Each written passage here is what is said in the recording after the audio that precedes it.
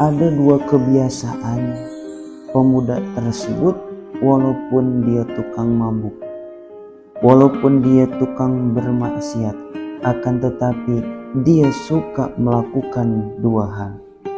Yang pertama, dia selalu bangun malam jam 2. Dia sholat tahajud, dia membaca istighfar, dia memohon ampun kepada Allah. Ya Allah, saya ini orang bermaksiat. Ya Allah, saya ini orang gak benar. Akan tetapi ya Allah, semua orang pada benci kepada saya. Tapi ya Allah, Engkau maha penyayang, maka ampunilah semua dosa. Teman-temanku sekalian yang dimuliakan oleh Allah Subhanahu wa Ta'ala, insya Allah pada kesempatan kali ini kami akan membawakan satu kisah. Mudah-mudahan dengan kisah ini kita bisa mengambil hikmahnya.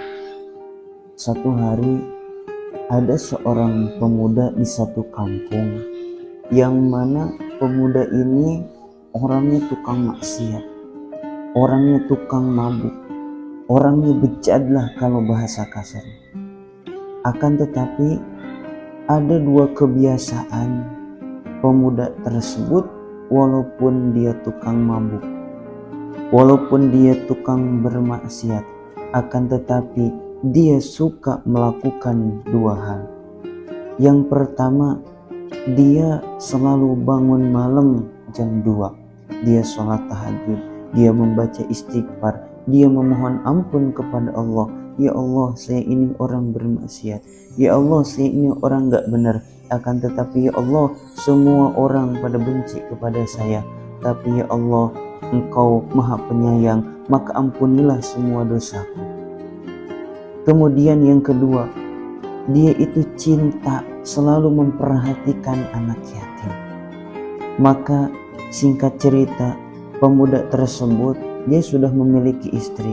Dikatakan bahwasannya pemuda itu meninggal dunia. Akhirnya setelah meninggal dunia, tidak ada satu orang pun yang ingin menyolatinya, yang ingin menguburkannya, yang ingin mengkafaninya. Tidak ada satupun. Akhirnya istrinya membayar orang supaya orang tersebut mau memandikan suaminya, mau mengkafani suaminya. Tapi tetap akhirnya orang-orang tidak mau. Kenapa? Karena tahu suami si wanita itu adalah orang yang sering bermaksiat, orang pemabuk. Tapi jarang dua hal tadi diketahui sama orang lain. Akhirnya biasanya ada satu wali, orang soleh di atas gunung, dia ibadah, tahu semua orang bahwasanya orang yang di atas gunung itu adalah orang soleh, sering diambil berkahnya. Kemudian orang tersebut tidak pernah turun gunung, tapi di saat pemuda yang ahli maksiat tadi wafat, akhirnya orang yang berada di atas gunung itu orang soleh itu turun. Kenapa? Karena ada isyarat di dalam mimpinya, harus menemui, harus mensolati, harus mengkafani orang yang wafat di kampung itu. Akhirnya orang-orang bingung, siapa yang wafat di sini sehingga orang soleh yang di atas gunung sehingga turun ke sini. Akhirnya ada di sini yang wafat cuman ada satu orang ahli maksiat, orangnya berlaku dosa. Akhirnya apa? Ya, itu orang yang aku cari. Akhirnya semua orang pada heran. Kenapa? Karena orang soleh itu datang mensolati, mengkafani orang yang ahli maksiat itu. Akhirnya orang bertanya, loh kenapa bisa seperti itu? Akhirnya orang soleh ini menanyakan kepada keluarganya, kepada istrinya, apa yang dilakukan oleh suamimu yang orang-orang pada nggak tahu, sehingga aku datang ke sini dengan isyarat bahwasannya ini adalah orang soleh. Walaupun di mata manusia ini ahli maksiat, tapi di mata Allah ini orang soleh, kekasih Allah Subhanahu wa Ta'ala. Akhirnya sang istri menceritakan kepada orang soleh yang turun dari gunung itu bahwasannya ada dua hal kebiasaan suamiku yang tidak orang lain ketahui. Yang pertama, dia itu sering bangun malam tahajud berdoa, dia menangis karena merasa dia banyak dosa.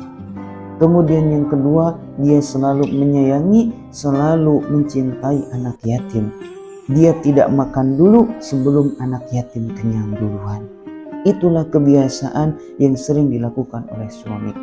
Akhirnya di saat itu orang soleh tersebut, oh ternyata itulah kebaikan amal yang orang jarang ketahui. Akhirnya sehingga Allah Subhanahu wa Ta'ala mengangkat derajatnya karena dia tahu bahwasanya dirinya berdosa. Dia meminta ampun kepada Allah, Allah mengabulkan permintaannya, akhirnya diampuni semua dosanya, sehingga Allah mengangkat menjadi kekasih Allah. Walaupun di pandangan manusia jelek bermaksiat, tapi di hadapan Allah Subhanahu wa Ta'ala ini adalah orang yang dicintai oleh Allah Subhanahu wa Ta'ala. Teman-temanku sekalian yang dimuliakan oleh Allah Subhanahu wa Ta'ala, maka mudah-mudahan kita semua bisa mengambil hikmahnya di kisah ini.